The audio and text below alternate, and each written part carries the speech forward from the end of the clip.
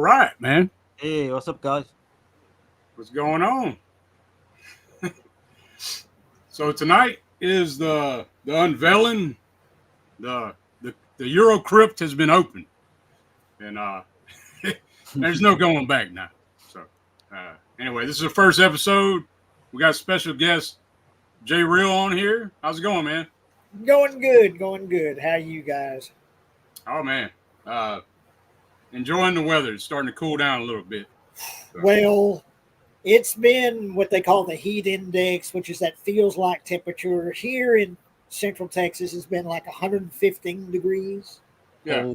But we got a pretty good rainstorm yesterday, which cooled it down to just like 100 degrees.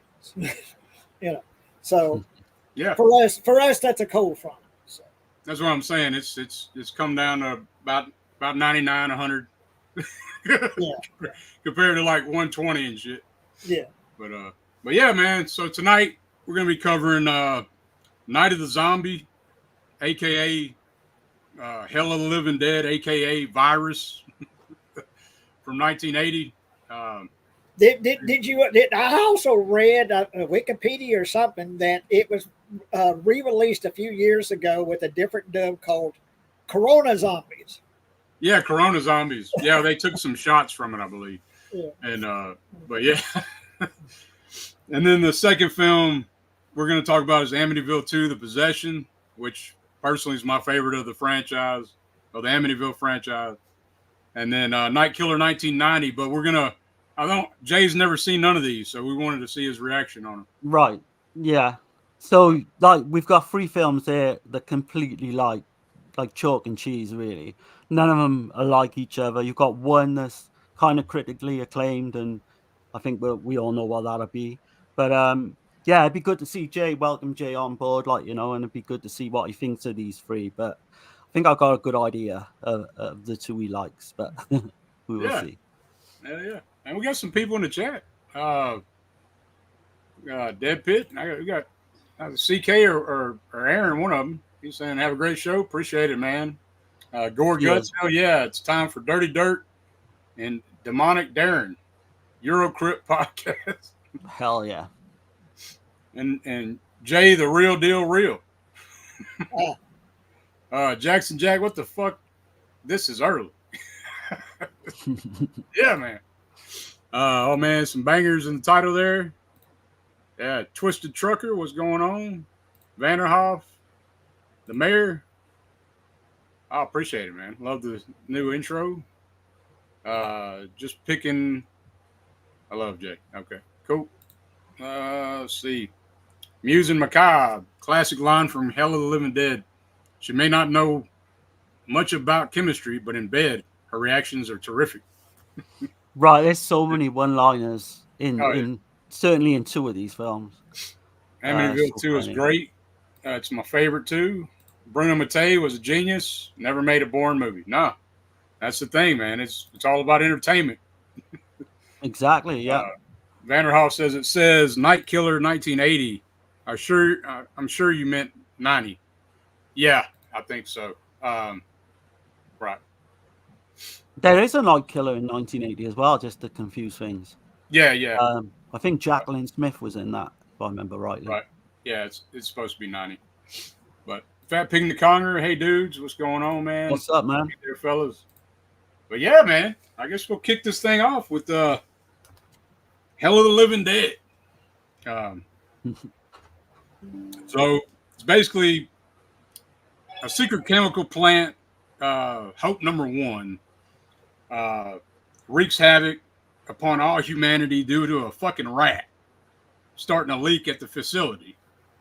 And then this just goes batshit insane after that, man. Like, it's, in my opinion, I know I'm going to get some shit on this one, but it's better than Dawn of the Dead. I know it's like. I mean, most films are better than Dawn of the Dead, to be honest. Yeah, right. It's more. If Uncle Bill's watching, but. Yeah, it's more entertaining anyway to me, but I was just figuring to kick it off right, Yeah. The opening scene with the rat is just so hysterically funny, man. When it goes up, it's like, his thing he's got on, and it's that you've got blood coming out everywhere. But yeah, what's like Jay? What's your initial reactions to this one, Jay? I don't say that it's better than Dawn of the Dead, but I would say it's more fun to watch, which is a weird thing to say. I like Dawn of the Dead as a movie better. Yeah. As filmmaking, I like Dawn of the Dead better, but I had a hell of a lot of fun with Hell of the Living Dead. But yeah, the beginning, and when I first hear goblin music right out of Dawn of the Dead, and I'm like, well, what the hell? I'm like, well, are they using this illegally? But apparently, no, they were authorized to use the goblin music. They didn't hire Goblin because that would have cost too much, but they bought the rights to the tracks from somebody. Yeah, so you got Goblin from Dawn of the Dead and several other movies. You know, music, you recognize the tracks. Every track you recognize them. You know, but yeah, no, I had a whole lot of fun with this. Actually, when it got to the midway point, it started to get really good for me. Okay. But particularly when you start bringing the cannibals into it, and I thought though that's a different sort of juxtaposition, the cannibals and the zombies, you know. Right. And I thought that was sort of an interesting sort of twist to bring the cannibals into it. And but there's lots of memorable moments, like the girl saying, "Well, she's got to go blend in with the zombies," so she Yeah, that is. It's all painted up, and then you're like, "What are they gonna do? Yeah. What are they gonna do?" You know, that one moment. That's the way it's done. I agree. You know, so. That's when you realize she's not there for her acting. You know. Yeah. But yeah, that's one hell of a scene. I didn't see that coming at all. Or she has to with the cannibal. She has to blend in with the cannibals, and so she just strips. You know, she's got all the markings all over her, and puts the paint on, and gets the pasty nipples, and you know, as you do. And I'm sure, like I was listening the commentary track. I think Troy Howard mentioned he could see somebody later making like a rip off porno off of that, you know, just off that one scene or some shit. But you've got to like realize with this film as well how stupid that SWAT team is. Like when they get into the house a bit later on in the film, and the one guy starts putting on this dancing like choo-choo and like this little dress and all that, and you think to yourself, these are like trained kind of marksmen, kind of, you know, army professionals type thing. Right. But it just goes off into so many little like scenes like that. You just end up, you know, you can't really take it seriously. But I guess that's the point. The Zantoro guy, he's always pushing his luck throughout the, you know, and it's funny as hell. That guy with the big old crazy eyes and shit, you know. It goes out there in the middle of him, there's zombies all around him. He's like, "Yeah, come on." yeah, he's got the fire going, and he seems to be loving it, doesn't he? Like, you know, the confrontation and he's just having a ball with it, you know. Just he can't be fucked with. He's acting like, but he shows up in a lot of Italian films as well. Definitely, we covered a few, haven't we? Like Sex of the Witch, he's in. Yeah, Sex of the Witch. He was the butler in that one. It's the one with what's her name from I Spit on Your Grave? Camille Keaton. Keaton. Shit, I'm blanking on. You know, he does a slightly pornographic scene in that, doesn't he, as well? Because he strips off. Man, there is, dude. It's like, well, we won't get into that. No, man, that's for another show, man. Yeah, but no, man. So. You got Frank, which that's Frank Garofalo. He was in, like you said, he's also in Colt 38 Special Squad and the other Claudio Fragasso film, The Other Hell. And this one, he's just batshit insane, man. Like, he's great. But I thought the little boy that turns into a zombie was pretty creepy. I thought, you know, he was good. Yeah, man. He looks like one of my nephews, actually. It kind of trips me out when I see that shit. Like, I was asking Tasha earlier, I was like, don't that look like Jason? But oh, shit. But but what's with the, like, basically to pad the film out, they kind of put in all these like animal clips just to try and make out that we're in the jungle. So Yeah, you see, they randomly focus on elephants. animals. I guess it's It's like it's on a timer basically. Every 10 minutes they got to randomly show some birds or some elephants, or I think we even see like a coyote eating some kind of little animal as well at one point. Yeah. I mean, total stock footage at this point. That was kind of funny as well. It's quite endearing to see things like that. Yeah, I don't know how. I mean, you can't go too deep into Hell of the Living Dead. I mean, it's kind of. Well, in in the scene where the cannibals are putting a dead body like on a this rack or whatever, they're carrying this body. That looked real. I wonder if that was actual real footage of an actual. I mean, it looks. Some of that shit does. The stock footage looks. And when they're gutting the animals and all that all looks just authentic, Right. I'm willing to bet that probably was real, because the part with that Jay's on about as well. They kind of doing their own kind of funerals, because all these obviously these zombies are starting to attack and they don't know what the hell's happening. Yeah, but they can't. They're not going to burn them, right? That's like one of the things. They're not going to burn. Yeah, them. Be productive and eat them. That's the way you do it. Like, so that was their kind of motto. But yeah, this one's crazy, man. I don't know whether I would actually say it. Technically, it's not as good as Dawn, but by a long way. But no, in terms of enjoyment, it is up there for enjoyment. Right. You got Victor Israel too, the zombie priest guy. He's been in a ton of shit, man. Like ton of westerns, spaghetti westerns. He's always like a character, like a small role character actor. Savage Guns. He's in Banditos, a Dalamono film. He was in The Good, the Bad, and Ugly. In one little, if you blink, you miss him kind of deal. He's been in a ton of shit, but I do got a quote from Fragasso. He said, "It was made with a lot of love, but came out a test tube baby, a kind of abortion, but I'm satisfied with the end results." Yeah. The whole storyline with the two reporters as well. So you've got the one guy, is it Max? I think it's Max. And then he goes and tries to get like video footage of the zombies up close, like an idiot, man. I mean, why would you do that? There's all that away, man. Going on in this film. Why are they doing anything they're doing in this film, right? Like, well, yeah. It's like shit, dude. But when they stumble upon that house as well, out of nowhere, they just find that house and they start going in there and messing around and trying on clothes and stuff, and then you've got the whole family of like zombies in there. Old boy gets his gun taken and shit, and like I don't know, man. It's what's her name's getting her hair pulled through the window and shit. Yeah, that was kind of like. And they take his gun, and I don't know. That's the Day of the Dead shot. I think they tried to recreate. Yeah. There's like a backstory with her as well when she pulls a gun out on them, and then she said like she was basically raped or something, because it went quite dark for a minute when that came up.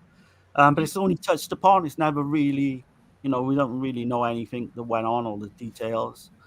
Let me catch the chat right quick. Jackson, go for it. Jackson Jack says, "Is this the one where the white woman gets naked to go live with the tribe?" Yeah, I guess so. Not to live with them, but she certainly goes in there to try and. Or she has lived with them. She needs to blend. She needs to blend in. So. Yeah.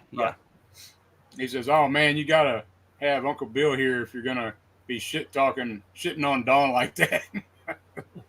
Yeah, I don't think he'd appreciate that. And there's so many shots where it's someone being approached by a zombie. Usually it's a woman.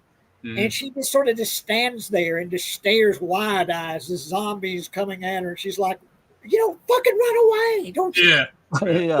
You'll find that a lot in a lot of the Italian films. Like, but they just standing there. Stand there with her eyes bugged out and her mouth open. Yeah. And here comes and it's a slow-moving zombie. They've got plenty of time to get the hell out of there. Right. Kind of like this scene here. Leah, come on! Let's get away from here! She's just sitting there, like, what the fuck's going on? And you mentioned the scene where the girl's getting her hair pulled in the window by the zombies. Right. And the guy's standing there. He's got a gun in his hand, and he takes forever before he finally decides to start doing some shooting. He's just... Yeah, doesn't he tell her to close her eyes or something? Like, that's going to help, when he's trying to shoot them at close range. Man. And just like we've seen it in several zombie movies, right, where they know to shoot them in the head, but they still shoot them in the body. Oh God! Most of the time they would shoot him in the body, just waste a whole bunch of bullets, and you know, and then finally someone speaks up, shoot him in the head. You got to shoot him in the head, And then Zantoro shoots somebody in the body in that elevator later on, and for some reason that zombie dies from getting shot in the body. Did y'all notice that? Yeah. That one zombie died from getting shot in the body. I was like, what the hell's that shit? I mean, you're talking Bruno Mattei, though. Right. You're gonna get like continuity errors and that. But the whole like explanation towards the end as well. I mean, we can just give this away anyway. If most people probably, it's 40-year old or whatever. But basically, it was like an experimental chemical like release where she says they're trying to do it to get the world population down.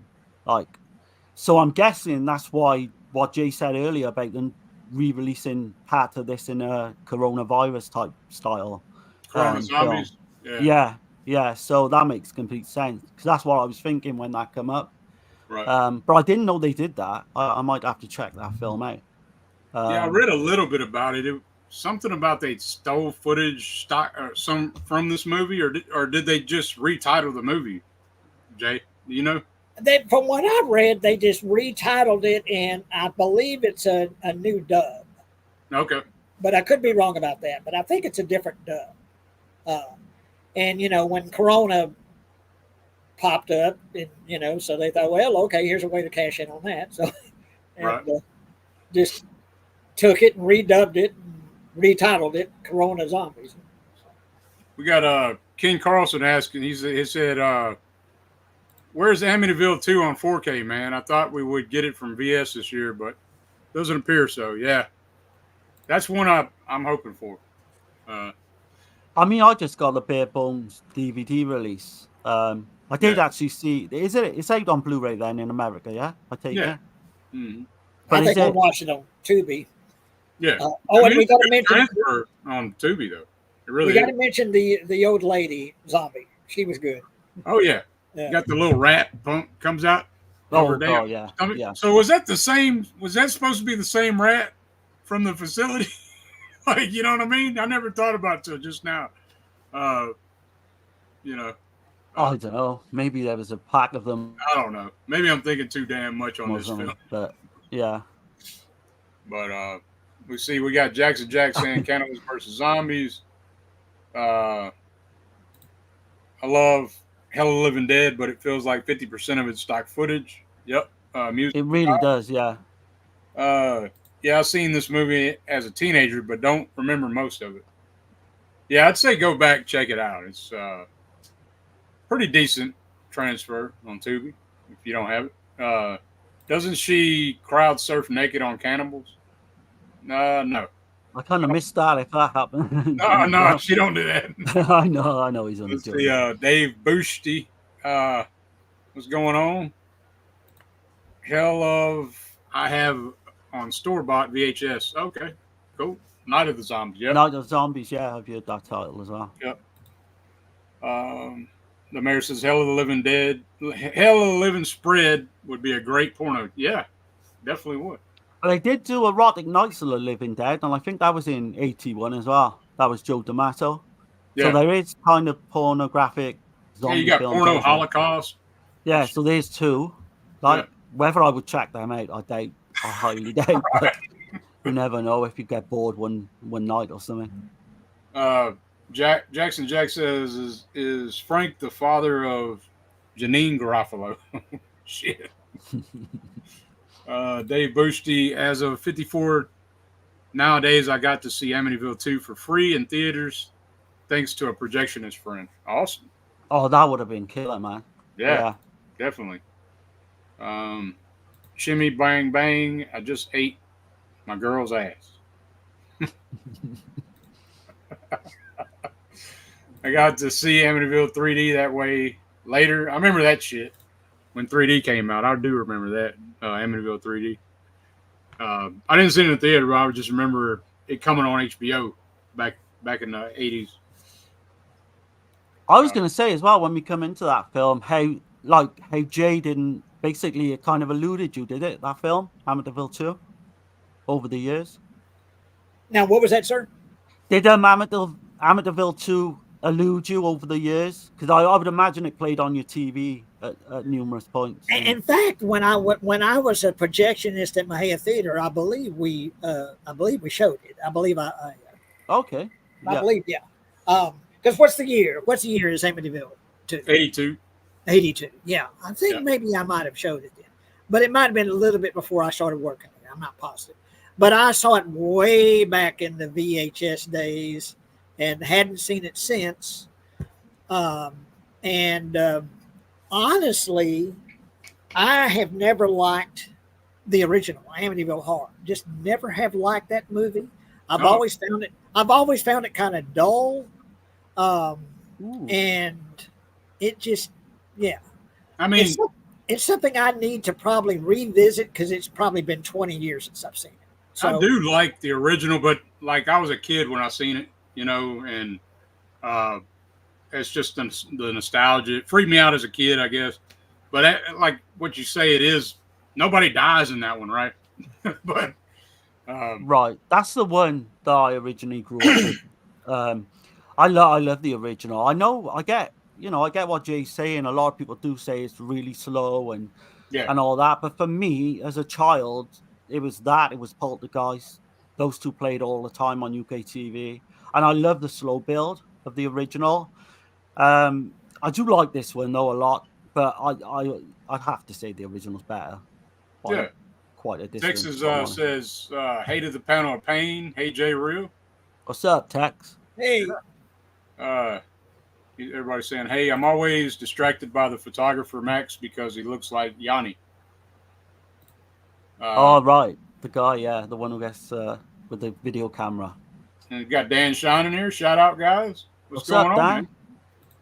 Uncle Bill, wait. Is Dirk shitting on Don again? Shaking my head. No. It didn't last long. It was only for a few seconds. Yeah. I reeled him in a bit. I'm not shitting on Don. I'm just saying I find Hell of the Living Dead more entertaining. Is all. That's it. Let's see. Great seeing Jay Real live with you guys. Yeah, man. Definitely, man. Talking zombie smut tonight. Yeah, for sure. Hello, some living head could be another porn. Yeah. Yeah. Goblins Incorporated. Yeah. I'm trying to get through this chat, y'all. I just ate my girl's ass. Could also be a porn. What the fuck? All right. Very true. It's better than the original, in my opinion. Definitely. For me, too. God, I think I might be in the minority, yeah. Yeah. I don't know. Uncle Bill was summoned. He heard you talking shit about Don. Yeah. Same Jay thought the second one was better. Yeah. Uncle Bill. All right, I'm almost down to the end of this chat, man. Amityville 1 and 2 scared the ever-living fuck out of me as a kid. Yeah. Definitely. Same here. Yeah. Same here. Definitely. Justin Marino, Yawn of the Dead. Oh, shit. Okay. There you go. Yeah. Dan Shine, believe it or not, there are a ton of zombie-themed adult movies. Night of the Giving Head is a popular one. Oh, man. Even only Dan would know that. I mean, for sure. One thing Amityville 2 has over the original, incest overtone. Which were actually cut down a bit, weren't they? Because Dirk was saying... Yeah, we'll get into it. Yeah, there's a scene that was cut out. Yeah, let me... I'm almost at the end. Sorry, y'all. We're not used to having so many comments. That's what it is. Yeah, the original Amityville Horror is classic. Watch The original Amityville Horror is classic. Watch that shit at a loud volume 2 a.m. Home Alone at night. It's awesome. Yeah. Uncle Bill says, I love Hell of the Living Dead. In fact, Bruno Mattei is probably my favorite schlock film director of all time. Okay. Yeah, I can see that as well. Like you say, with it, it's more entertaining over quality of the film, you know? Right. So, I guess, like, was there anything else y'all wanted to add to Hell of the Living Dead? I like the ending with the man at the he's sitting in, he's at a park bench, I believe, and yeah, with his girlfriend, yeah. Oh yeah. And the girlfriend is like, no, I'm gonna talk to this old man, you know, and she's kind of kidding around with her boyfriend, but she shouldn't have done that. So right, yeah, she's going. And of course, once again, you get her just sort of standing there going, oh, you know. Instead of getting the fuck out of Dodge, she's just standing there. And yeah, you got 5-6 zombies just biting the shit out of you. And you're just standing there, you know. But, you know. And you've got the demise of the lead woman as well. I thought that was pretty good with the eyes popping out the head. I think it's in the intro that Dirk's got for this. Yeah, for sure. And like Jay said, I think it does get better once it hits our middle part, you know. Kind of gets better and better as it goes on, but it's all kind of last 15 minutes is all. I still laugh. I laugh through the whole damn thing. Everywhere. You know. Yeah, that's the way to watch it. Though. You know, like say the first half of it, and with of course the goblin music, just you know, of course it's right out of Dawn of the Dead, you know, and I just kind of thought they're just sort of remaking Dawn of the Dead to me. Yeah, the first exactly. Sort of, and then once they started bringing in the cannibals and stuff, and the girl strips down and all that, and it started, well, this is starting to get fun. And when you bring the cannibals into the mix, it was more interesting, more visually interesting. And then the zombies got better. The makeup got better, and the choices got dumber. Yeah, the choices got much dumber because they get shooting them in the body over and over and over again. They get shooting them in the body, and. Yeah. But there's some good gore effects, and it just got a lot more fun in the second half, where I started to really enjoy it. You know. So what would you rate? I don't know. Yeah, I was going to say the same. Say the same. What would you rate this, Jay? Out of 10? I give it an 8. 8 out of 10. Okay. Ooh, that's high. Yeah. What do you say, Darren? Right. So it's gone down a little bit. In my estimation, I didn't quite enjoy it as I did the first time. But for me, it's like a solid 5 or 6 at best, I would say. But you know what you're getting yourself into when you watch this anyway. But yeah. I'm gonna give it a 7 out of 10, man. It's entertaining as hell. It's fun. It's throw it on anytime kind of deal. So, but yeah, man, I guess we'll move into the Amityville 2. The Possession, a much more darker film. No, not a lot of jokey jokes, laughs. There is one that I find pretty funny, but yeah. But anyway, it's based on you know, the true Amityville, DeFeo. It was based on that, but they had to use one book, right? There's 2 books. Yeah. I'm trying to remember now. Shit. The one's called Murder in Amityville. There you go. By Hans Holzer. Right. Yeah, so that's kind of the main one. The DeFeo murders, there was like 6 people murdered. Like Ronnie DeFeo Jr. murdered his whole family in real life, and that's what the first Amityville was based on, which this one I would say is more like a prequel to the, you know, it kind of shows the story, but not exactly. And this is, I mean, it's like I said, much darker film. But I got a synopsis. An abusive husband, father, his wife, and their 4 children move into their new home, but the darkest presence is there lurking and has targeted Sonny, the oldest son. So, but shit, man. I'm trying to see. Tommy Lee Wallace wrote the screenplay. In case y'all don't know who that is, Halloween 3, Did that. He did Fright Night 2. At one of the Texas Fright Room weekends, I rode in the elevator with Tommy Lee Wallace and had a little conversation with him. Hell yeah. Yeah, I never got to meet. I've never met him. That'd be killer.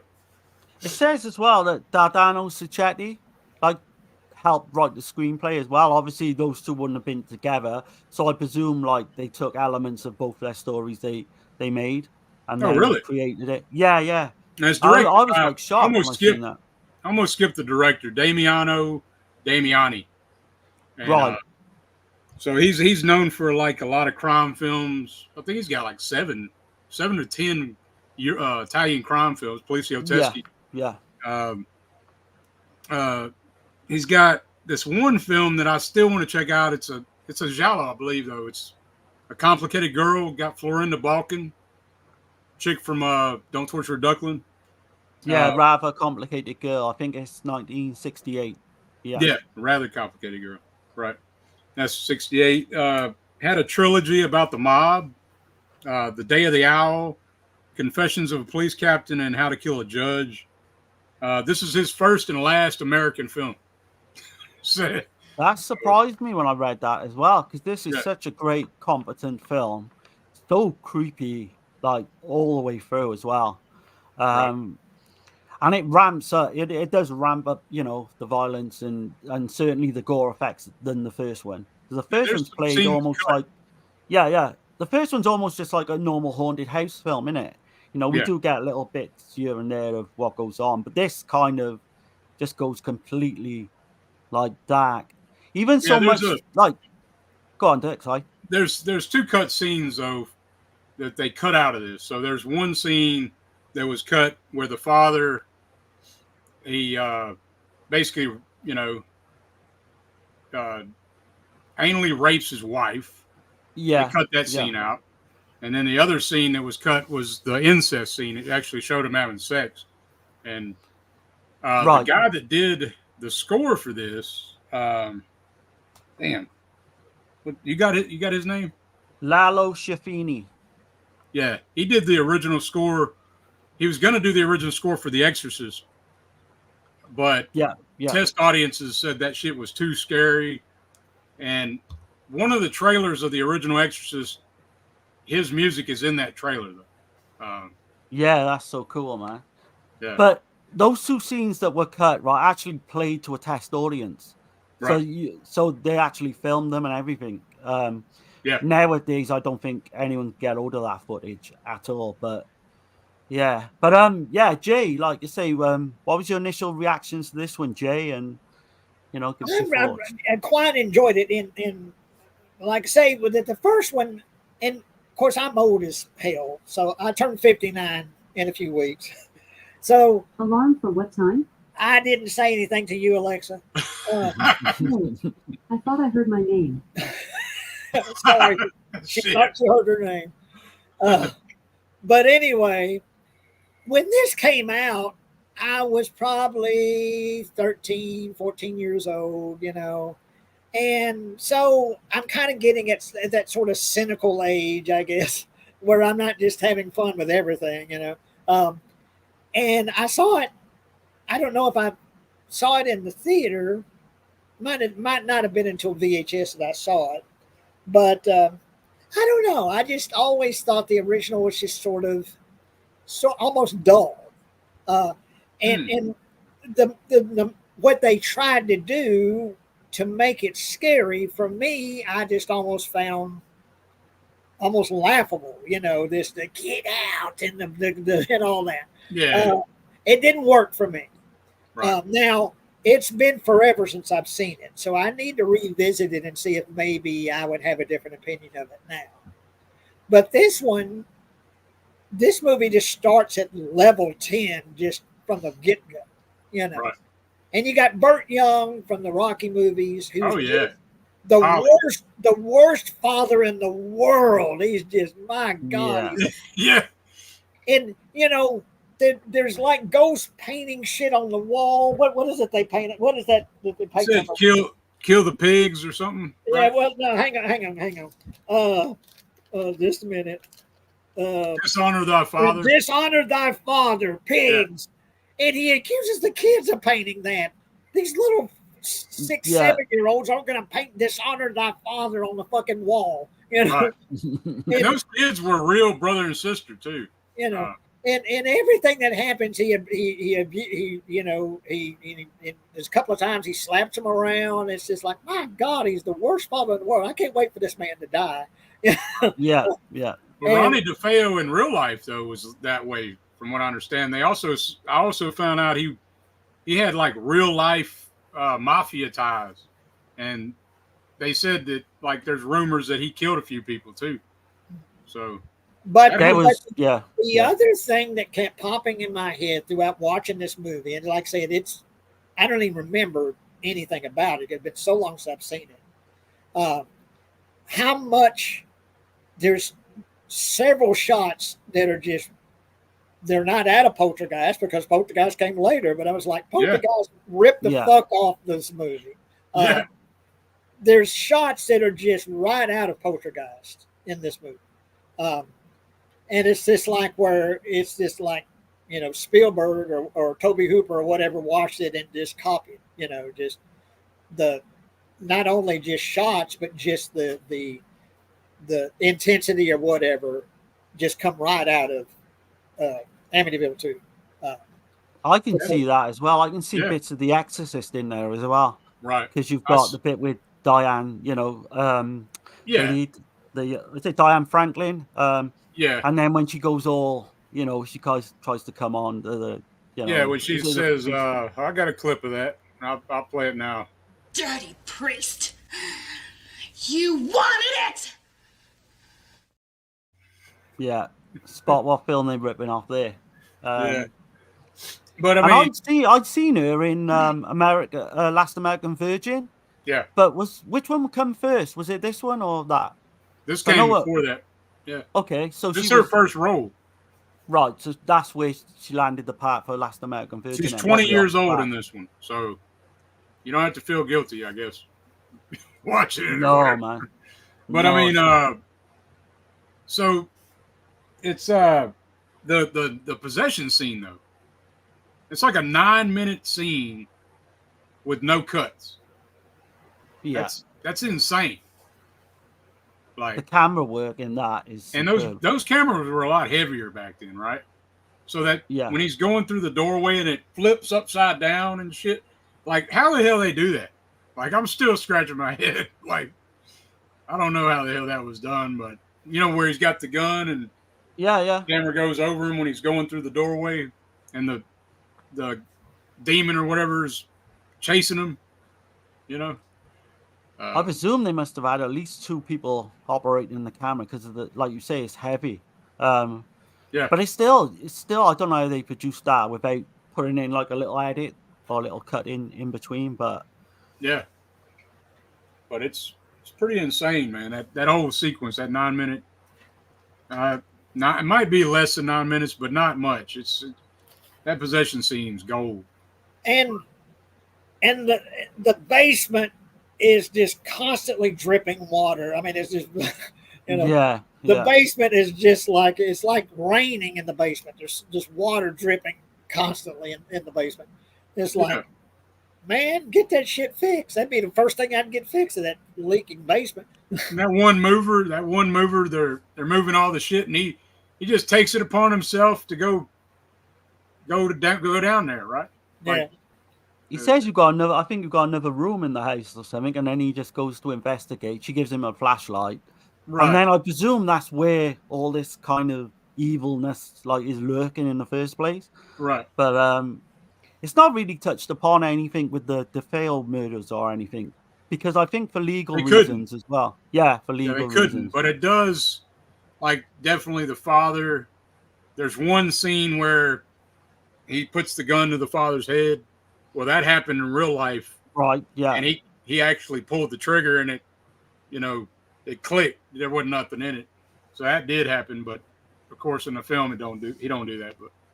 But it's definitely there's something that I missed, and I don't know if it's explained, is who the ghosts are. Well, I think they tried to say it was like an Indian burial ground. But see, it sounds funny to us now, but back then that wasn't done a whole lot, you know. Well, there was Poltergeist 2, but that came after, didn't it? So yeah, but I mean, Poltergeist film 2 started doing it, but I mean, that wasn't done a whole lot when they did it. I love the score to this as well, because it does kind of sound a little bit like the original with the this kind of like this like I'm not going to recreate the music, but Go ahead, Darren. it's that like lullaby and that really creepy kind of women's voice or like a young girl's voice or whatever singing. It's really great. Like, and the sounds of the demon or the house or whatever sounds like screaming and crying at the same time. It's a very unsettling kind of deal going on. And I mean, you've got the Changeling as well come out a couple of years before this as well. I can see bits of that. You know, it's kind of this mesh of and put together really well, but straight from the off, like I say, with the music, and then you've basically got all the blood coming out the sink when they move into the house. You've got this very dysfunctional family. Diane Franklin, just absolutely gorgeous. Like we say, she's legal, so you can say that. But the creepiness between her and her brother is really unsettling. I would imagine. I can remember watching it as a kid, and even that creeped me out then. Like even now, it's still. Well, the scene where he says, "Now what is it? Undress for me or whatever." She just does. It's like, that doesn't think that's the weird at all. Oh, okay, Right. And then later on, after they get it in or whatever, then she's all coming back to him saying, "Do you feel guilty about it? Because I don't." I was like, that's even more stranger. Because the mother picks up on it, doesn't she? And she slaps her, gives her a whack. But the mother don't say shit to Sonny, right? Like, no, he's like the golden boy. He basically can do no wrong. You know what you did with your brother. Yeah, it is really weird seeing. Because at first, she's like you say, she just goes with it. Whether he's kind of hypnotized her into like falling in love with him or anything, I don't know. But there's some strange kind of dynamics going on, like, between I think it's the house, though, right? Like, I don't know. We don't know nothing about how they were before, but right, yeah. You can look at it like that. I think maybe the house is because everybody in the family's acting weird, right? Like, look at the sister, the way she does her little brother with the bag over his head and shit. Yeah. So I was like, "You're gonna kill him with a plastic bag?" She's like, "Oh, I'm just joking. I'm just kidding." I was like, "What the hell?" But we messed around as kids, like, but I never put a plastic bag over someone's head and pretend to try and kill them. Right. I never come into play, That's what I'm saying. Everybody in the house and losing their fucking mind. The mother, is her name Lorraine? I want to say Lorraine, but I don't think it is. You can just say the Dolores. Yeah, so she's, she loses her mind and scratches the shit out of her husband, which that's kind of out of character for her as well, right? Yeah. I mean, the cast in this are great. Even the guy who plays the priest, he's not as good as the original. That's James Olsen. I remember his face coming up a lot. He was in Andromeda Strain. He did a lot of TV work. Columbo, Hawaii Five-0. That's where I've seen him then when I was younger, growing up. Oddly enough, man, he was an MP in the U.S. Army. And okay. And he's in Commando. That's like one of his last roles. 1985 Commando. Yeah, he was Major General Franklin Kirby. But that's one of his last shit. But he's great, man. James Olsen is great in this film. He sells it. I think that priest. Oh, he's brilliant. Like the look in his eyes is like, holy shit, dude. There's not one weak member of the cast. I don't think everyone plays their part to the full. The ending, kind of right out of The Exorcist, where he sort of sacrifices himself to the spirit, the demon spirit or whatever, the ghost spirit, to come into him. I would have liked them to go a different way with that, because it's Yeah. cliche, and by that time it would have been cliche, like Because it is pretty on the nose, almost exactly like the Exorcist. Yeah, At but the maybe end. that's what they were trying to do anyway, But- just to get the people to watch it. I wouldn't say the whole film's that way though. Like, no way. It's not, scene for scene like the Exorcist. But they're all like this family are all religious apart from the father, is it? I think the father just doesn't go to church or anything, and he ends up going to church at one time because the priest basically he orders the priest out the house, doesn't he, when he comes to bless it. But that's a creepy scene when Sonny's on his own in the house, and they're all off to church. That's and what I then was saying. The when it all 9-minute starts to possession go- scene. Yeah. Yeah, it is, man. Yeah. You could play that scene back, and every part of that, you got a little jump scare as well. The cinema. I didn't get this. I should have wrote his name down, but the cinematographer, he did 4 Flies on Grey Velvet, Who Saw Her Die, and Hitchhike. Shit. And Hitchhike. That's 3 films that he also did the camera work on. So. Because that's what I was going to say as well. Like the Italian connection to this, obviously, is the director. Yeah. But wasn't it? I think it's it was produced by Dino De Laurentiis. He was a big name in Italian cinema at the time. Right. But most people will probably see this as like an American film, I presume. Yeah, most people would, but it's heavily influenced by Italian. It's American and Mexico co-production, but it did well though, man. It was a $5 million budget, made $12.5 million. So there you go. Wow. Yeah. Roger Ebert said this was superior than the first film. So I hear that a lot. Like I say, I'm in the minority because Uncle Bill feels the same, Jay, and yourself. So I get it though. I love them for they're completely different films. I love them for different reasons. But you've got to mention the gore effects towards the end as well when he's changing. Oh yeah, that's Absolutely kind of superb. weird. It's great, but it's kind of, you'll see that the same demon thing in part 3 as well. I don't think I've seen part 3. Okay. How many Amityville films have there been made? Shit. I want to say at least 8, right? Yeah, but that's officially. They've made I think it's 9, 8 or 9. But because Amityville now is basically anyone can use the title. It's not copyrighted or anything. So it's probably more in the hundreds because there seems to be an Amityville film coming out every few months now. It's crazy. But I think it's about 8 or 9 of the original series. And didn't they go off into the Friday the 13th TV series style where the lamp gets possessed or something? And yeah, there's the I remember the lamp one. It's got old boy from Graveyard Shift. I can't think of his name. Okay. Would you recommend any of them? Any of the sequels? I would recommend that one. I can't remember which part that is, but let me catch the chat right quick, y'all. Yeah. Dan says, say what you will, Bruno Mattei never failed to make an entertaining movie. Right. I completely agree. You got Danny Dundada. What's going on, man? Hey, man. Dark Star 69. I always thought it was weird that Romero would bitch about Fulci's Zombie, but never said a word about Hell of the Living Dead, which blatantly ripped him off. I wonder if he ever seen it, though. That's the thing. I think he would have seen Hell of the Living Dead. Yeah, maybe not. Especially with the Goblin score and the blue outfits and shit. Shit.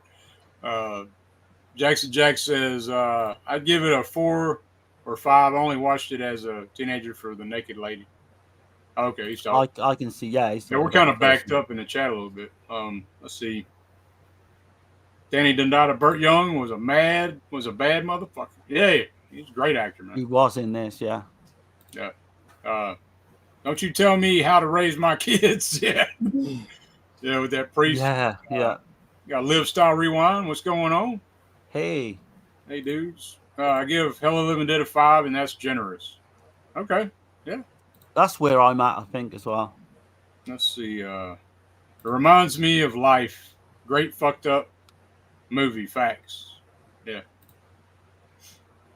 Frankie Sanchez, I got some mean head while watching Amityville back in '84. Oh shit, that's an experience. Okay. Yeah, that's good to know.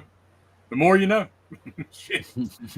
All right, let's see. Yes, Amityville 2 is the story of DeFeos before the Lutzes from the first film. Yeah. Yeah, they had to change some things, though, because they didn't have the rights or whatever.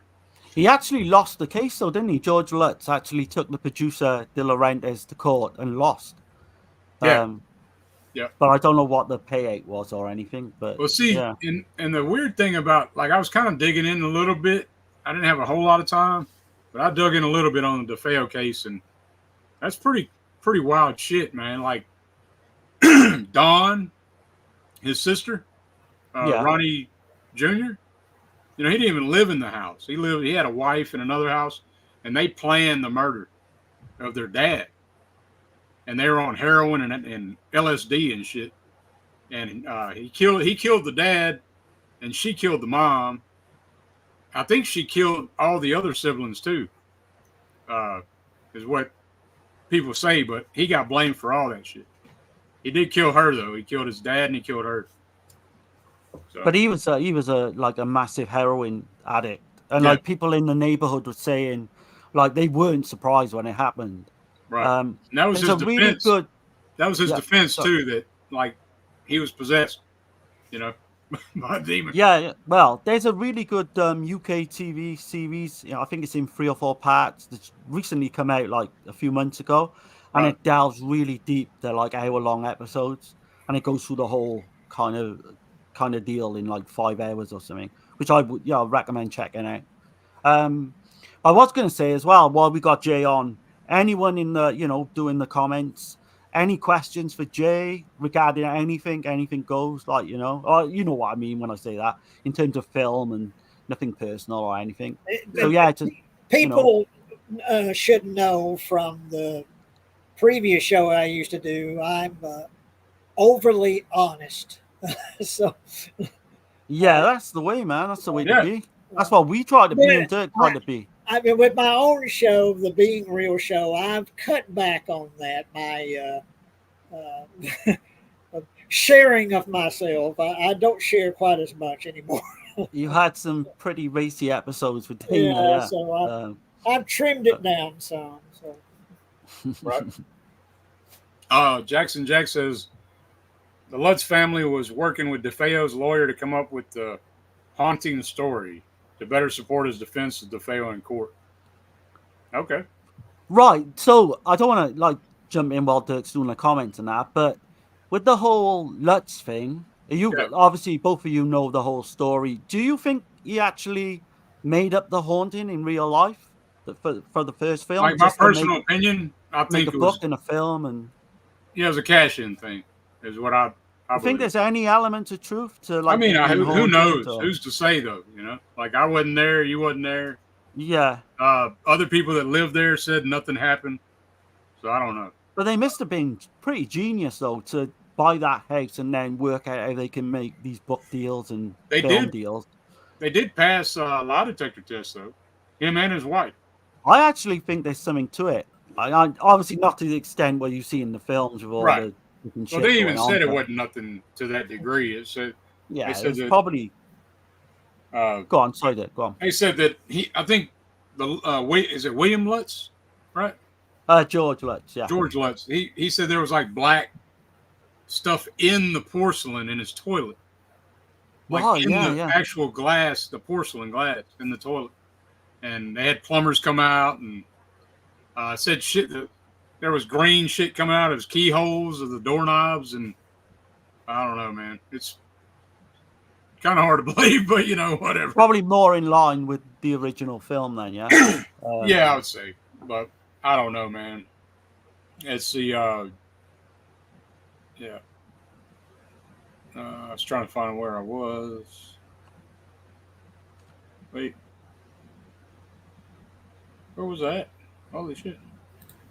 First Amityville is about the Lutz family that moved in Second one is like a prequel about what happened with the DeFeos. It's all a hoax, though, other than the murders. That's kind of what I There you think. go. Too. Yeah, I don't know. I think there's something to the haunting, but not to the extent where what happened. But Vanderhoff says, doesn't this one have the incest? Yeah, definitely does. Mikey's new haircut. Glad to see Jay Real on with you guys. Dana's show has gotten boring as hell since he left. Holy shit. No comment. no right. comment. Vanderhoff, Diane Franklin was hot in Last American Virgin. She was, and that's where I originally seen her. And she could have gone on to a much better career than what she did. I know recently she's come out the woodwork a little bit, and she's doing YouTube interviews and things like that. Yeah. But she got such a beautiful, at that time as well, such a beautiful face, body, everything. She had the whole thing, and she could act as well. I remember the first time I seen her was in Better Off Dead, though, I think. I don't think I've ever seen her in that one. But yeah, she had the whole package. There's an interesting documentary with one of the Lutz children who says that George Lutz was an abusive nut, and then he brought on the supernatural aspect by doing occult rituals in the house. I think I've seen that one as well. Yeah, because he was he used to beat up on his wife all the time, and children, obviously, as well. It's not good, man. Let's see. Yeah. I'm just kind of going through the chat, y'all. Sorry. No worries, man. Got TJ Frizzy. What's going on? What's up, TJ? Hey, TJ. It's been forever since I... Yeah, I've not spoke to him either for a long time. Last American Virgin was 92, and then she was in Better Off Dead. Yeah. Typo night. Okay. All right. Night. I'm getting lost with this chat, yeah. Sorry. I'm gonna pause it for a second. But yeah. Yeah, there's a whole lot going on with the DeFeo case by itself. I mean, you can check into that, man, like for hours and hours upon hours. Well, my personal opinion about that is my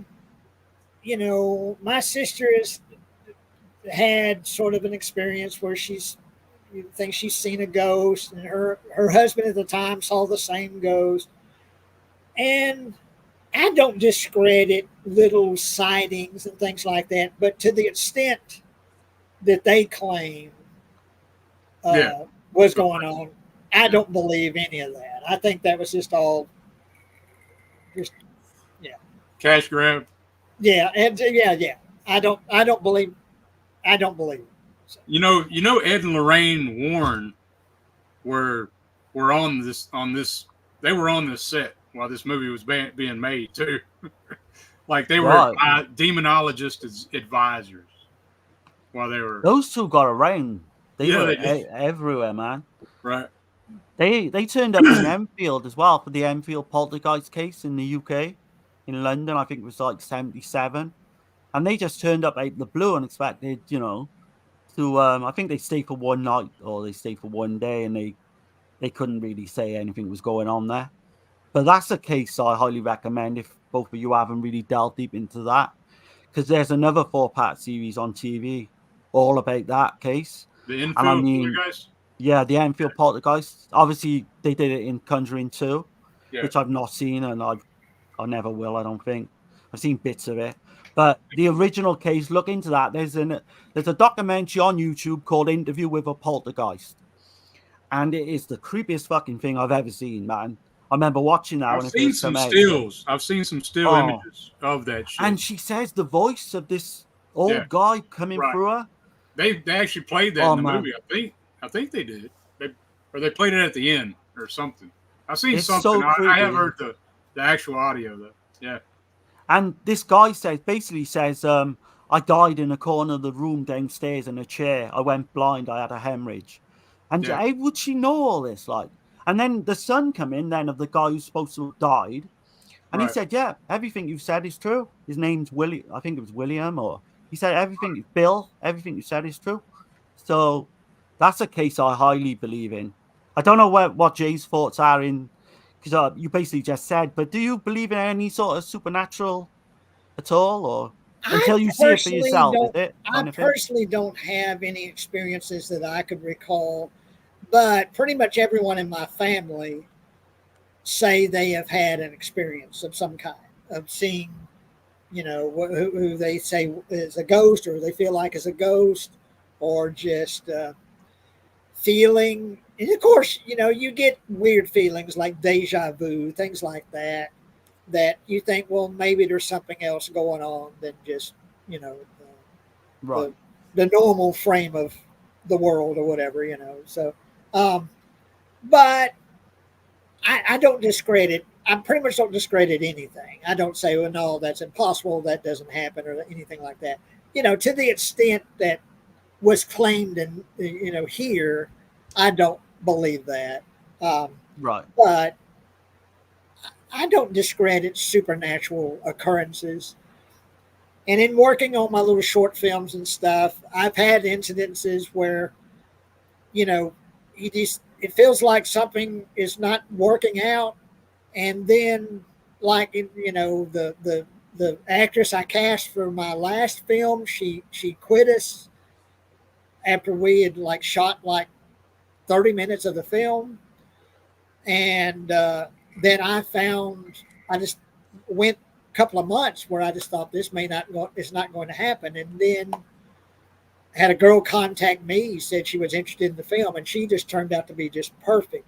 It's just like she was the actress that needed to be in the movie. And it's like I needed to get her in the film. So the first actress needed to quit. And I just feel like sometimes things work out the way they're supposed to work out. And I don't know if you call that supernatural, but I feel like there's just something at work that sort of evens things out for you and makes things happen the way they should happen. Right. I've had that, myself. Even regards to doing these shows as well, or doing the show I'm doing with Dirk now, because I used to have a podcast with my nephew, and kind of that fell through. But I felt like it all came together when I started doing Subjective Perspective Collective with Dirk, and it's kind of like it was meant to be. So I know where you're coming from. Yeah. TJ says, Jay, how's your movie production going? I finally have cast one of the lead actresses. There's two roles, two sister roles. Yeah. I cast the older sister, and once again, how things just seem to be happening the way they're supposed to happen. When I did a video chat with her, she just looks like she just crawled out of the script. She looks exactly the way I envisioned the character looking. She got short black hair. And she read some lines, and I just thought she's just perfect. She seems like she's going to be just perfect. So yeah, I've cast one of the lead characters. Got 3 more roles to cast, and I'm dealing with sort of a heavy subject with child abuse and that kind of thing, which you don't see any of that in the film, but you have characters that have dealt with that subject. And I've got 2 male characters that basically are going to play former child molesters, so that's going to be fun. That's going to be fun finding those roles. Right. But I tried to write the characters as interesting characters and human characters, to where that even though you're not playing a good guy, that hopefully I'll find the actors for those roles. So. Do you go into the films you make though with a specific time limit on how long it's going to be? Because I'm trying to think about Dawn. Was Dawn on a feature-length film, was it? No. Sir? Was Dawn a feature-length film? Yeah, Dawn was feature-length. That's the only feature-length film I've made. How long is it? I watched it. It's 90, I think it's like 99 minutes, something like that. Is it? It's about an hour and a half. Oh, damn. I must have seen something else then. And well, you might have saw Dawn Year 7, which was sort of a prequel short film I made. Okay. Which takes place 3 years before the movie Dawn. I made that 2019, I think. Okay. Yeah. Okay. But the original Dawn was filmed in 2002, and we had two theater screenings in 2003, and then J.R. Bookwalter from Tempe picked it up in 2006. Okay. So it's 22 years old. Yeah. Damn. So that's way out of print then. That's probably a collector's item. But anyway, what was your question again as far as the In terms of time limit, so say you're filming like your upcoming film now, if you've got like, do you want to keep it to like half an hour, or are you going to go longer, or does it just happen, what happens kind of thing? With the short film, I try to keep it around 25 minutes. Now, usually it's around 26 minutes, or okay, but I usually that's sort of and I enter them into film festivals, and I find that the film festivals, they like short films to be around the 25 minute mark, to be considered a short film. I'm sure anything under a half an hour would probably be considered a short film, but I try to keep mine around 25 minutes. With the storyline you just mentioned, though, would it be okay to put that, do you think, on YouTube, or will you just keep that private? Yeah, I mean, there's, some F words, but yeah, there's no, even though you're dealing with characters that have dealt with that subject, child abuse, particularly the younger sister was abused. Right. But there's no depiction of child abuse in the film. So it's just like an undercurrent in the Exactly. storyline. There's characters that either have committed the crime or have endured the crime. Okay. Yeah. Hey, y'all don't forget to.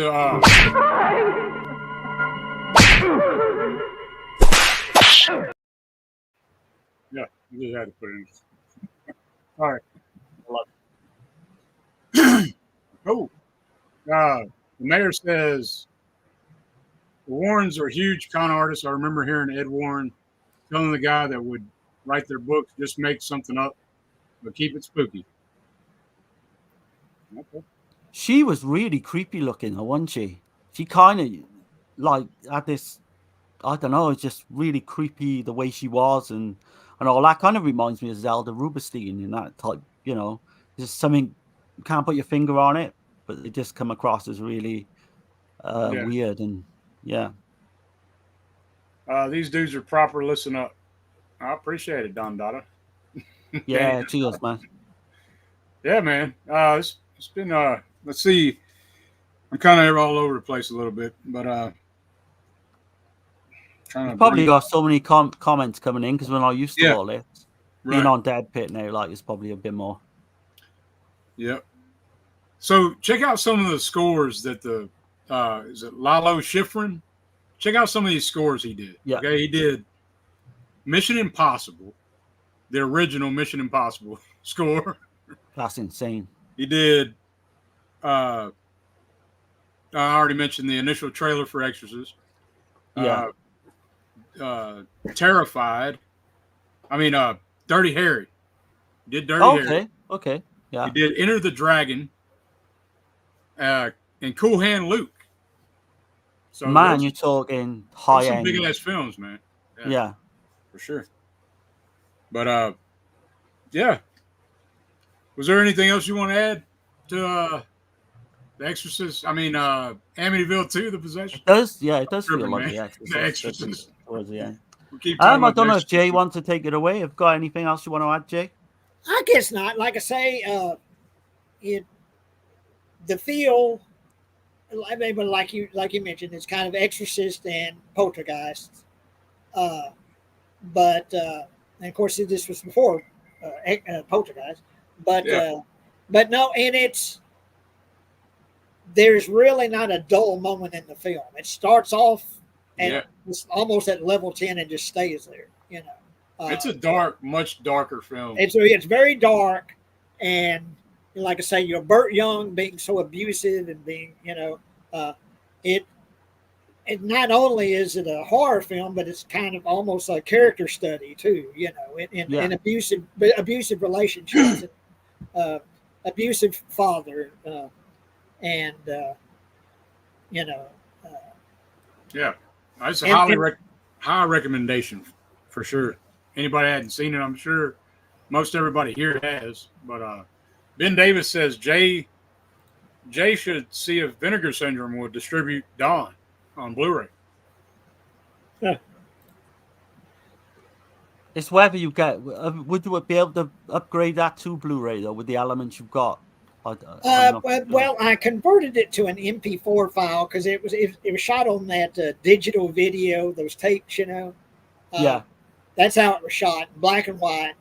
It's full frame, and I converted it to an MP4 file. And a friend of mine kind of did a director's cut a few years ago, which would be the cut that if I ever put it up on YouTube or did anything with it, would be the cut that I would use. Where originally J.R. Bookwalter, the movie ends, you have these characters dying. You know, it's kind of a murder-suicide. The father kills the daughter, then kills himself. And then there's like a few second break, and it goes to 5 years later, and there's a coda. Well, Bookwalter wanted me to end it with the two characters dying and just go right to credits because that would be more shocking, because he was, the films he distributed were mainly horror films.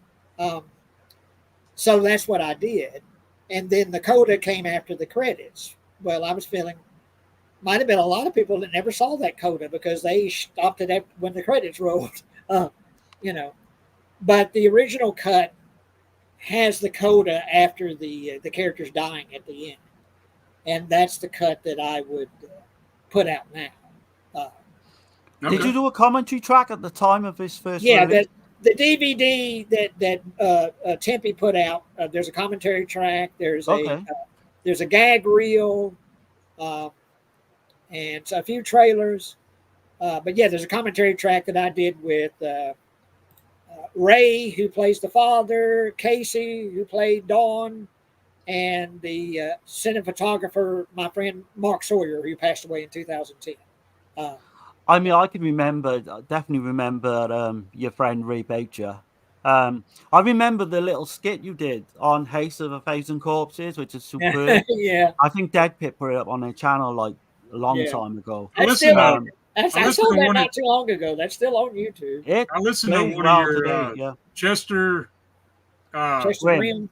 Yeah, I listened to some of that not long ago. It was probably 3 or 4 months ago.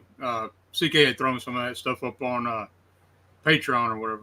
But well, I'm not really friends with Ray anymore, but I will say he wrote and directed most of those, and I still think they're really funny. He's a talented guy. He was a talented because he played the clown like really well in that skit. And you played Stucky, I think, yeah? Yeah. Dan Sean says Saturn's Core would definitely put Dawn on Blu-ray. I would imagine a lot of companies would. Yeah. Especially nowadays as well. Mayor, they're crying out for titles. He says, I was just looking for Amityville 2 Blu-rays on eBay, and most of what I found were Region B. Yep. Imagine so. And there's no extras, I don't think, on those either. It definitely needs a release, for sure. Oh God, if this hit 4K, I think it'd be a really good, strong. Give some love, Jay. Dan says, I think you did a really good job on Dawn. I can easily see it gaining new fans with a Blu-ray release. Yeah. Well, thank you. Yeah. Well, Is there any way people can see Dawn now, Jay? No, and I need to. I'm probably pretty soon going to put it on YouTube because, like I say, I converted it to an MP4 file, which is a much smaller file, easier to work with. Yeah. And I need to put it on YouTube and put it on my channel. So folks, you could even do it private, and just give people the links to go in and check it out privately if you didn't want it, on YouTube itself. Yeah, definitely, man. But yeah, shit. I guess. Was anything else y'all wanted to add to Amityville 2: The Possession before we rate it? So, it completely holds up today as it did when I was a young kid, but you can't say that about Money. I think most people probably would have seen it. It was in the chat and what have you, but I think for that time period, because You had the Changeling, you had the Entity.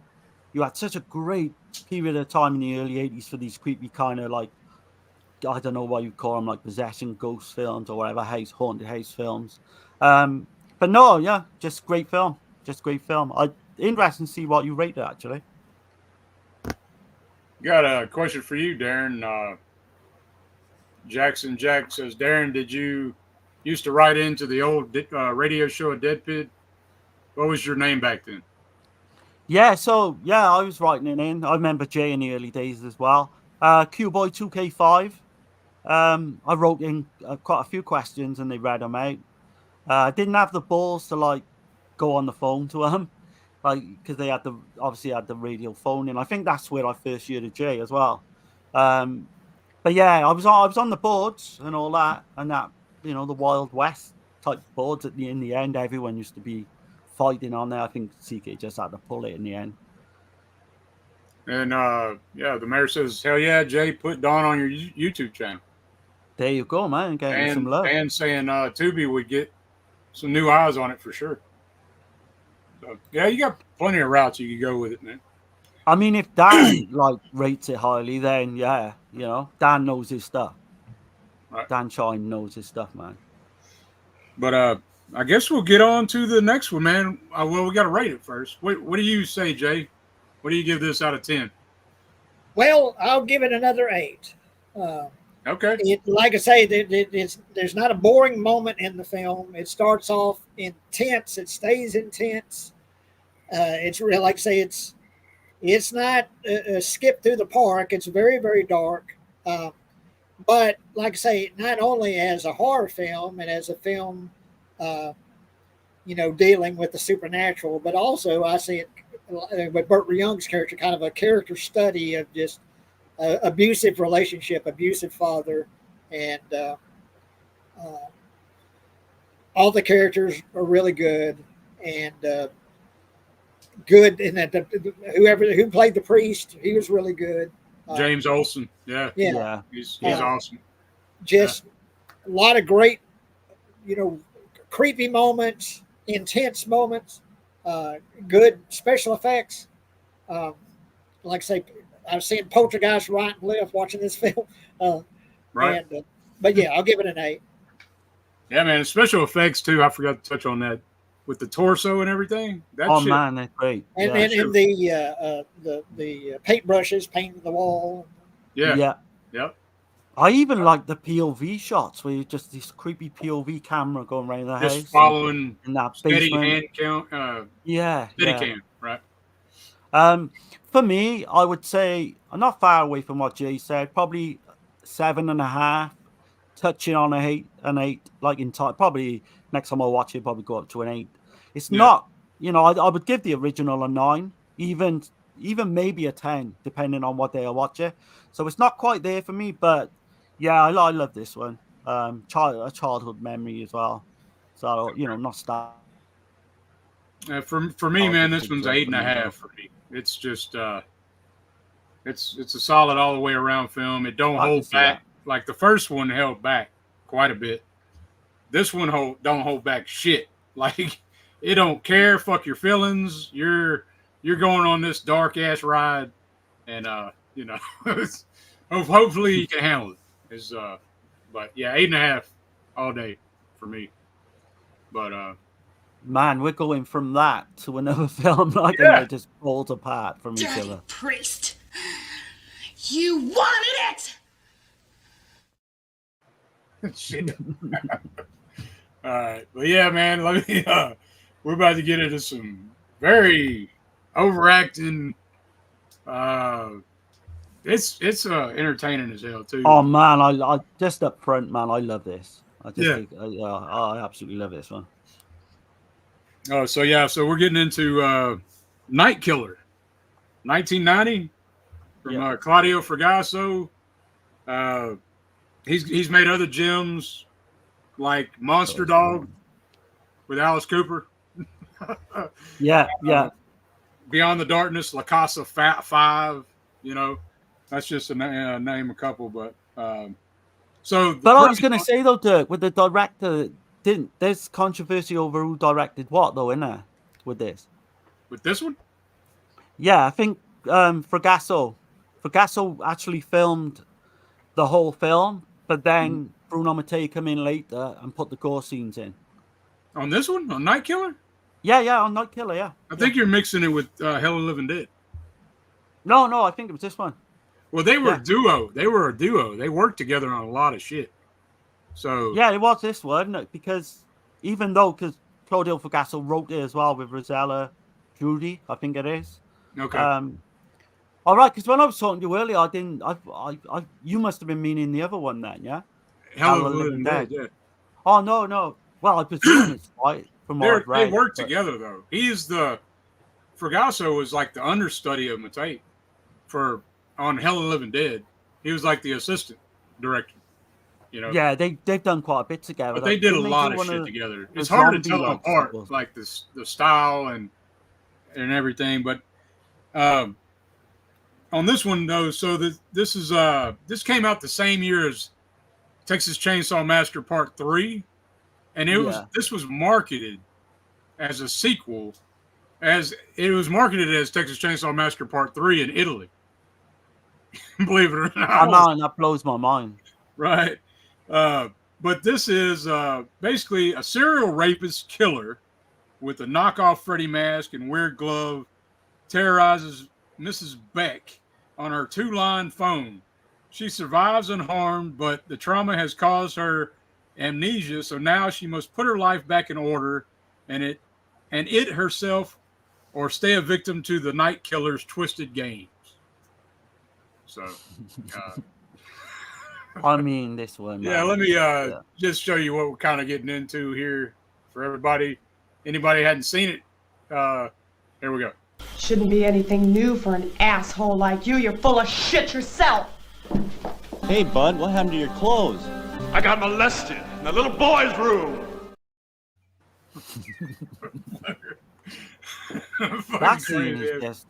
Yeah. That guy as well. He's so intense, and the minute he comes in the film, right, he just plays this over the top, like character. She does too. Like and the voice, right? That raspy voice he's got, and then she's all like, just so damn over the top, like extremely. But it's crazy because it starts off like Murder Rock, like Fulci's Murder Rock, because you got the dancing in the studio, and the way that woman gets killed. So you got the killer.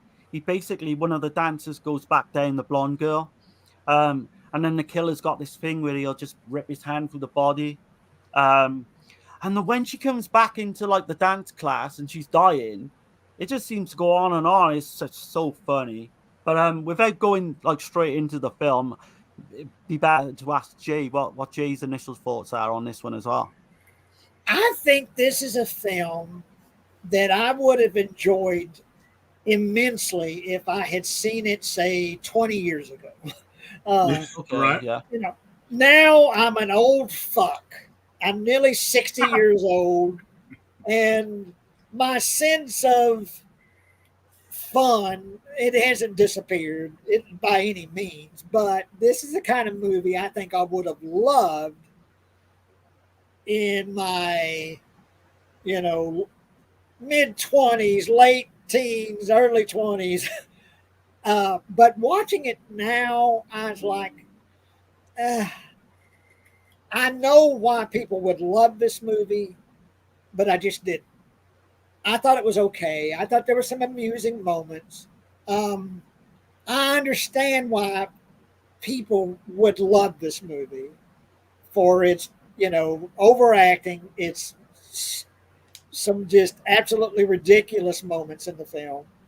And the girl that's like, she starts this relationship with this guy that's like abusive, but she's like attracted to him by his abuse. What do you call that? There's some kind of name for that. Relationship. Battered woman syndrome. Yeah.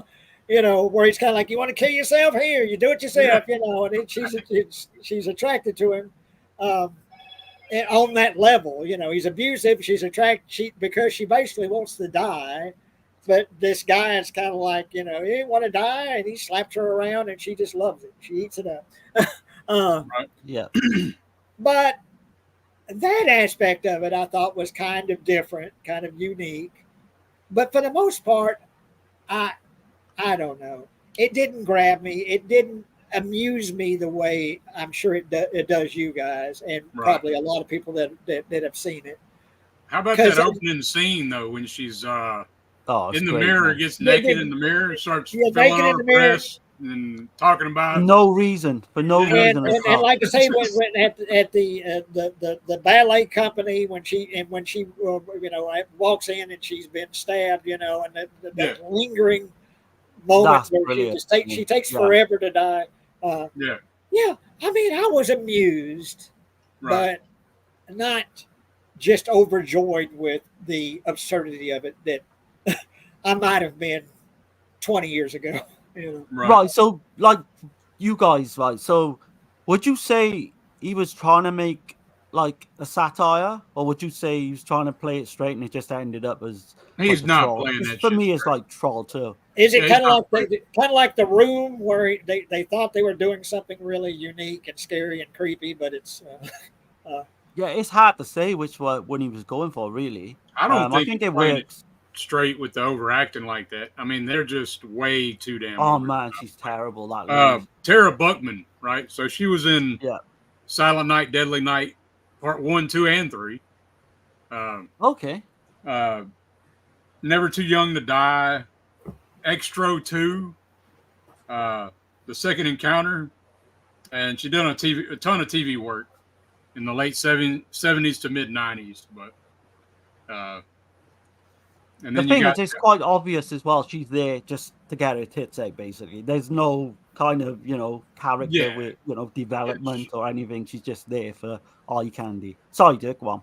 Yeah, I was just saying. I won't say it, we're not worried about spoilers, but I wouldn't think. But no, don't worry about that. No, I did like the final shot.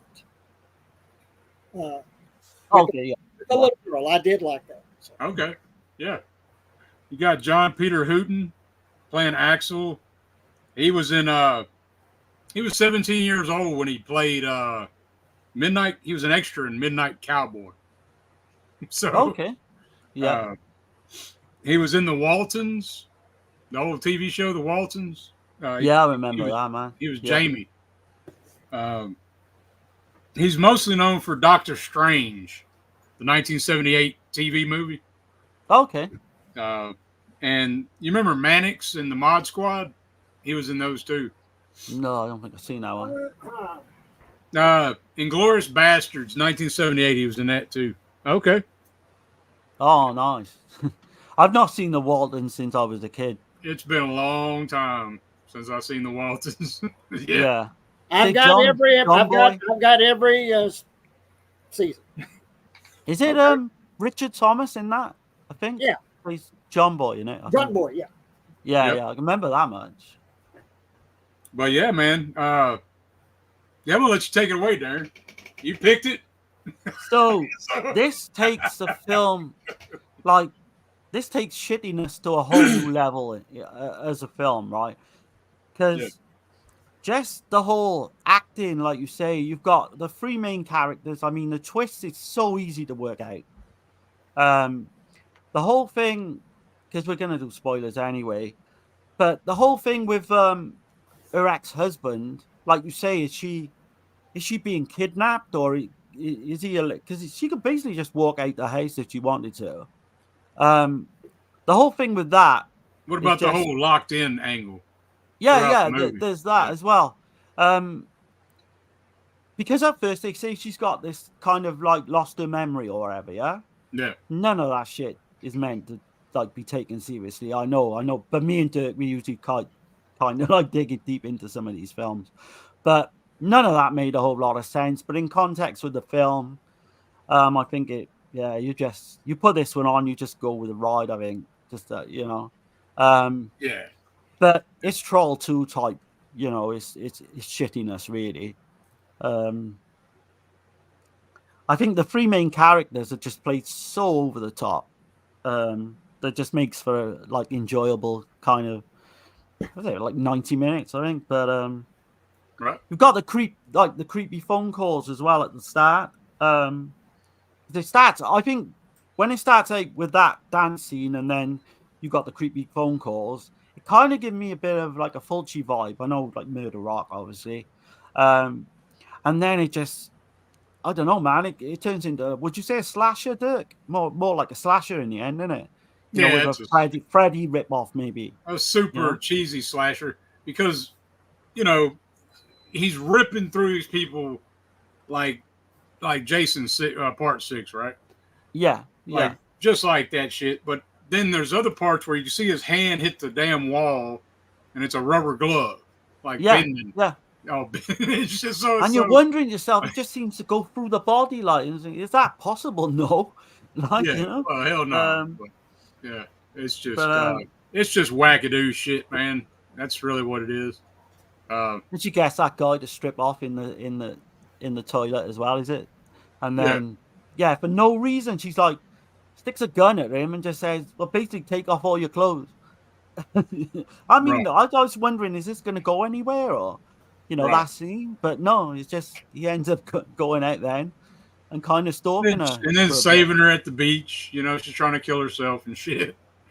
But the whole dynamics of them two as well. Just when you finally realize what's going on, in terms of the killer, I wasn't surprised. I mean, I guess you couldn't, like, you probably couldn't. Hell no, you're gonna figure that out. I mean, the killer's got a Band-Aid on his face.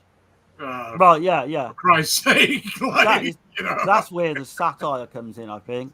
But the whole thing with her ex-husband, I didn't work out, mine. I don't think you could have worked that out. No, just psychotic. I figured something was going on though, like with the husband, you know, because especially at the very beginning where he's in the bar and shit. I don't know, but he's just so intense and creepy straight from the start. And like Jay said, why would you have a relationship with this guy? He's like almost like a psychopath. I guess it turns you on, you know. Man. Jackson Jack says, that's cool. If I'm listening and hear them mention your name in a write-in section of the old show, I write it down because I sort of keep a diary of the Dead Pit where I write down memorable moments. Cool. Nice. Yeah, I'd certainly turn up in a few of those old shows. So Jackson Jack's like the scholar of the historian of Dead Pit. Yeah, like the super fan. Always in the chat, mine, Jackson Jack. Yeah, for sure. I don't think I've ever like had a proper conversation with him, so it's nice, you know. Yeah, hell yeah. Saw Amityville 2 early 2000s. I give Amityville a solid 8, but I prefer the original. Both are great popcorn horror movies. Yeah, that's what I meant, yeah. Dan Sean says SOV and lower budget SOV adjacent films are popular with the boutique companies right now. I 100% see it happening if you talk to the right people. There you go. Talking to you, Jay. Gore Guts, I just met Andrew Robinson from Dirty Harry. Hellraiser, he told me Dirty Harry was his first movie and he was the villain. Hell of a debut movie. Yeah. Damn. Yeah, that was based on the Zodiac as well, I believe, the Zodiac Killer. It was. Yep. Yeah. For sure. Andrew was also great on DS9. I've met him a few times over the years. It's always nice. Vanderhoff, wasn't this rumored to be Texas Chainsaw Massacre 3 or a sequel to that? Yeah. Yep, in Italy. Got Jamie Hart in here. Amityville Horror 2 is a freaking masterpiece, and I love it with all my heart. Hey, Jamie. Yeah. Yeah, I think we all agree it's the strongest of the three, for sure. Oh, God, no. There's not even close either. But, yeah, I'm just kind of looking through the chat. The hot rod was in Silent Night, Deadly Night, the one who got assaulted, the mother. Okay. Let's see. I recognize Peter Hooton from the Doctor Strange TV movie in 78. Yep, that's what he's mostly known for. It's unclear if the killer is a man or a monster at sometimes because most of the time he is a guy wearing a mask. But there's a scene where he punches through someone a couple scenes. That's what I mean. That's kind of the supernatural element, like the Jason Voorhees or Freddy type element. But then he's a normal guy. So it doesn't make no sense. But I mean, that's the beauty of these films anyway. They don't need to make sense, I don't think. Dark Star says, I've never seen this one. Now I have to check it out. I'd say, yeah. I'd recommend it. Just be prepared. It's goofy. Have low expectations going in, mind, and then I think you'll be okay. Yeah, it's not to be taken serious by no means. But Jay, man, what you got going on coming up on your channel? I think I had set it up with Jake, and I actually forgot about tonight's show. So Okay. I think tomorrow night we're going to do a watch along for Sleepaway Camp, which is one of my all-time favorites. Just batshit insane, that movie, and in the best way possible. Okay. And of course, one of the most iconic endings of any slasher film. I think that tomorrow night, if Jake is available, that we're going to do a watch along for that, or anyone else that wants to join us, anyone you guys want to join us. Okay. But do a watch along for Sleepaway Camp. But I'm trying to think as far as a proper show.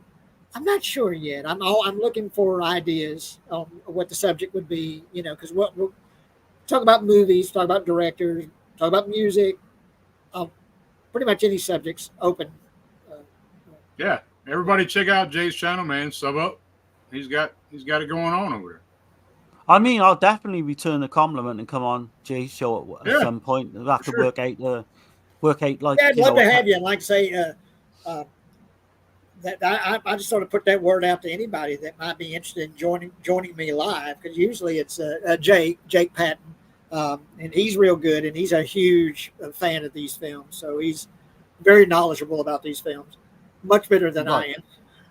Doesn't your sister usually go on? But I think she's on a hiatus or something. She's not doing streaming for a while. Sir? Your sister, is she on like some kind of hiatus? She's not doing streaming. Yeah, well, it's nothing major, but we had a little snafu, I guess you'd say. It's family stuff. Okay. Family related, I know. I love her. She's my sister, and but yeah, she won't be joining me for quite a while. So the mayor says he's talking about Peter Hooten, John Peter Hooten. So the other show that it was Mannix, but it was also the Mod Squad he was on. So okay. Sorry about that, y'all. He was in an episode of Outer Limits. Yeah. Did we give the rating on it? No, we haven't. We haven't given a rating. What do you give it, Jay? I'll be generous and give it a 5. 5? Damn. Okay. That ain't like I say. For average. It's just for me personally. I know where it hits with a lot of people and where it hits with you guys, and I know why it does. It just didn't for me. No, that's fine. I was actually expecting a lot lower. Like a 2 or a 1. But with the aspect of the girl and that sort of abusive relationship she has with that guy, I thought that put sort of an interesting twist to, which is pretty much an absurd film, overacted and just, something along the, like you said, a Troll 2 line. But that aspect of it, I think, sort of kicked it up a few notches for me. That made it a little more interesting, despite all the absurdity going on. So. Right. Right. For me, I got to mention as well, The Devil's Honey. It kind of it reminds me of that as well, when the guy's taking a kind of, so you've got roles reversed in The Devil's Honey. You've got a woman who takes a man captive. So it kind of reminds me of Fulci all the way. But in terms of ratings, so this is another one that I have to give 2 ratings. But in terms of a film and all that, I'm probably on the same page as Jay. I'd give it a 5. But in terms of an entertaining rating, I'd say it's an 8 or a 9. But you've got to really know what you're getting into when you get into films like this. You've got to kind of like. I'm gonna give it one rating only. I'm giving it a 7. A 7? That's man. I didn't see that come in. It's I thought just, you might have been like it's 5 entertaining, man. It's funny. I crack up. I'll be thinking about some of those scenes and just start cracking up in my head. So, you know. Yeah, it's not to be taken seriously at all. Like, it's the after effect.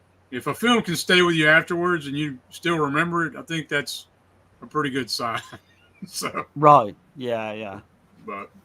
Yeah, it's people I should, I'd probably watch it on Tubi or something before you commit to buying it. I don't want to be responsible for that, but yeah, I'd probably just check it out online. But yeah, man, we appreciate you coming on, man. For the first. And would you do me a favor and send me when this is put up on YouTube? Would you send me a link to it so that I can, join the channel and I'd like to see it. But yeah, if you'd send me a link to this. Yeah, for sure, man. The show. Yeah, appreciate you coming on the first EuroCrypt episode, man. And I don't know if I'm joined your channel or not, but I definitely want to. So. Okay, cool. Yeah. I was going to say as well, G, I know, because the concept of this show is we're going to have different guests on, try and get them to watch Italian movies and all that. But man, you're welcome anytime you want to come on, or if you see a thumbnail one week, or you realize what we're going to be doing, but because this is going to be every 2 weeks, and you fancy popping on just to come in and have a chat, like anytime, man, because I know you're a big part of the Dead Pit. I sure appreciate it. I really enjoyed this, but I sure appreciate it. Yeah. And I would enjoy doing this. Oh, yeah. Thanks ever so much for coming on, especially the first appreciate episode. You coming on. We have to have a big one, Hopefully, we justify these films as good as we could, but yeah. But yeah, man, it's been cool. But I guess we'll get out of here, y'all, and y'all take it easy. Have a good rest of your weekend, and yeah, have a good one, guys. Later, y'all. Thanks for having me on. No problem, man.